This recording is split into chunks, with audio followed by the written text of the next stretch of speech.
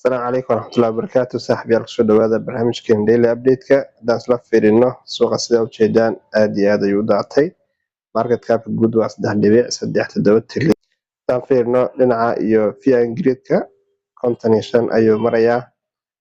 BTC 101,364, Ethereum 3,128, XRP $2 iyo 9 senti ayaa maraysaa. Solana 234 iyo Crypto Bubbles-ka suuqa aad ayuu u soo laabtay hadda maadaama xal uu dhacay.